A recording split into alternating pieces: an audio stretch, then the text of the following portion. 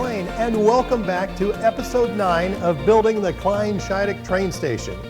We've been working on this now for several months, and we finished up what we'd call the east side of the building, and now what we're going to do is work on the west side of the building. This episode, we aren't going to go back into all the detail of how to put the stone in and the wood planking and windows, because it's identical to what we had done on the other side of the building. But we'll still give a brief overview of that. We got to take off these pieces here, and this will give you a better idea of what we'll be working with on this side of the building.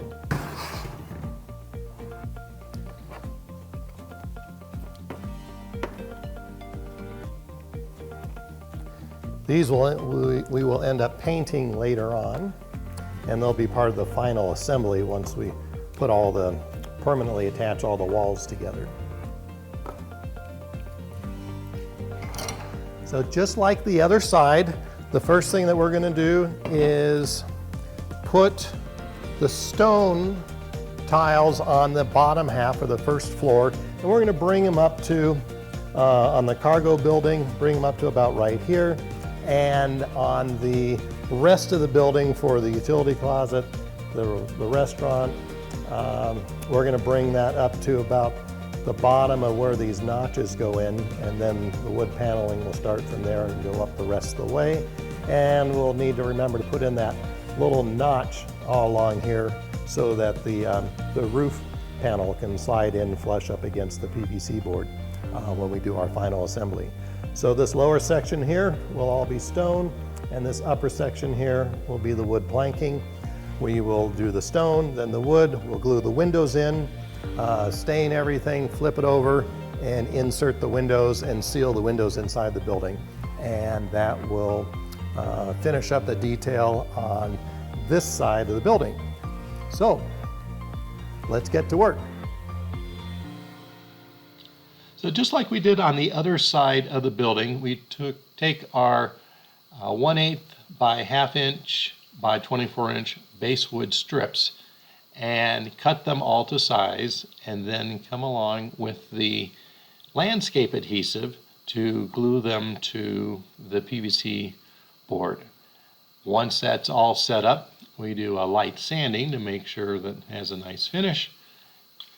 We then apply the stone tile to the first floor face of the PVC board, making sure that we have all the windows and doors cut out with a smooth edge. The next step is to do the final fitting of the windows and doors. You want to make sure you have a nice snug fit, but you may need to do a little bit of sanding and grinding to get that final fit. It's also very important to position your grinder in the right direction so you get the maximum amount of dust blowing into your assistant's workspace. Make sure you check the backs of all the windows and doors and use a Dremel to smooth out any of the plastic parts that stick out the back side so that the glass windows fit smoothly against the back of the windows and doors. Next up is to cut all of the window trim pieces out of 1/8 inch square basewood strips. Then we stain them and then glue them to the windows. After all the wood is stained and all the windows and doors have been fitted, you can go back and glue them in place with E6800 adhesive. Okay, so we have glued all of the windows and doors in place, and now what we do is we come back and we grout all around these windows and doors on the stone. On the wood, the silicone and glue works fine, but on the exterior, try and grout around each of the windows and doors that are set inside the stone. It does a couple of things. One, it finishes off the edge, makes it look nice.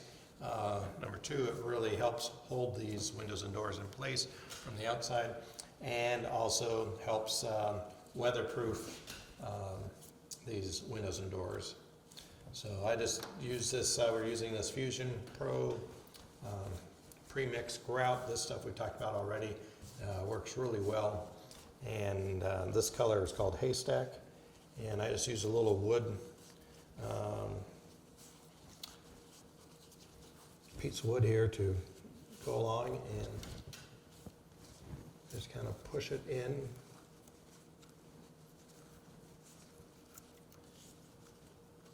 That looks pretty good. And just like regular routing, I use the sponge that has a little bit more of an abrasive edge to do the first kind of round of clean up and pushing it in.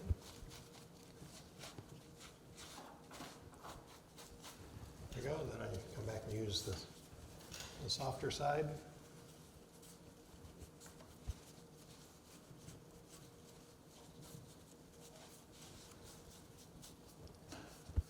Clean that up.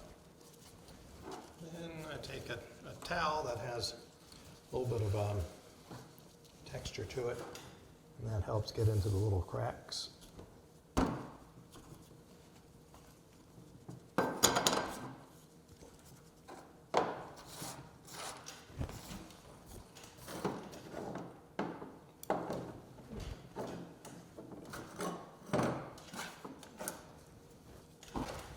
I use a little piece of wood to kind of clean out these corners a little bit.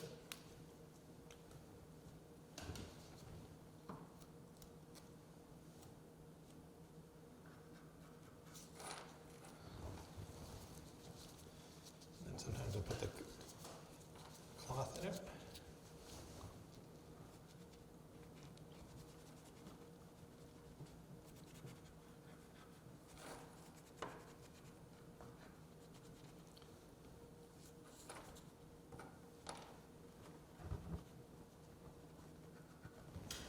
There we have it. Now move on to the next one. The final steps are to apply the waterproof sealant to the wood planking and attach and seal the windows and doors with the clear silicone from the inside of the walls.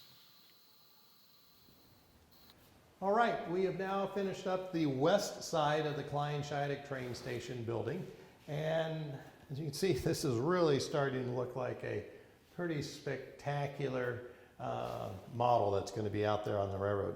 And even though this is kind of a large structure and it has a lot of pieces, it's I certainly wouldn't say that that if you're a brand new modeler for the very first time to start off on something like this. But don't let something like this deter you from doing really cool larger models. I'll introduce you to Mario, and Mario's been helping work on this now for the last month or two, and you really haven't had much modeling experience in the past. No, none at all. And you basically did this entire side and most of the other side also. Yes. So tell me about that. I know at first when I asked you to do this side, your eyes got kind of really big and you weren't too sure about it, but it turned out fantastic. Yeah, so I had to cut the wood for all this. There's, about 100 pieces of wood here, and there's lots of cuts in between all these windows here. And the stone is the first time I've ever cut stone too with a grinder, and it took a whole day just to do the stone. So that was new for me. But other than just taking a little while, it's pretty easy just to cut that. It's kind of like your own little private jigsaw puzzle that all goes together. Yeah, basically. So we got all the stone in, we got all the windows installed, we got the glass, we got them sealed on the backside with the silicone, and then we did the trim around the windows here. Cut out a nice long notch right here for the roof panel to be able to slide in there nice and snug like that. You gotta remember that this building, all the pieces go together and they're designed, or with the tolerances that there's, we didn't take into account any of the paneling or detail that goes on the outside of the PVC board. We made that decision just because I'm not sure, if people want to build one of these, they might put stucco on, they might put wood or stone all the way up to the top, or planking the entire side of the building. So you have to go ahead and remember to do some trimming and adjustments for the thickness of whatever detail you're putting on the outside. And so that's what this notch does, is enables us for the roof panel to come all the way up snug to the PVC and line up with these tabs right here for the little awning that comes out. The next thing that we did was we glued these panels together.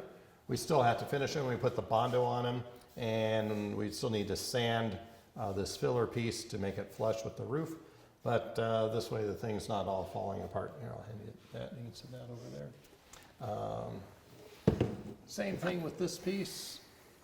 And these will eventually, these three pieces will all come together as one unit eventually. I went ahead and we notched this out on both sides here to accommodate the wood paneling on the exterior of the walls.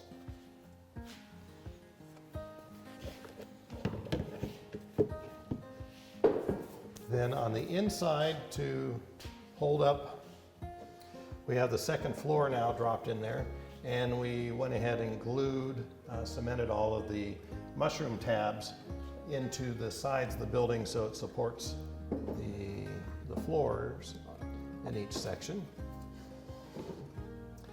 And we forgot to put a tab on this one here.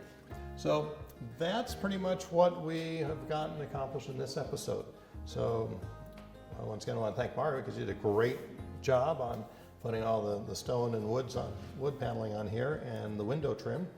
And like I said, we have all the glass in these, so it turned out really nice. And as always, if you have any questions, please email me at Hawley, Hawley, @trainli.com. Please like us on Facebook, and please subscribe to our channel, the Alpine and Western Pacific Railroad. And you can click on that little button at the bottom of the screen there, and you'll be subscribed to our channel. And that way you'll get notifications when we post our next episodes on building this model. So once again, thank you very much for watching. I'm Hawley McLean.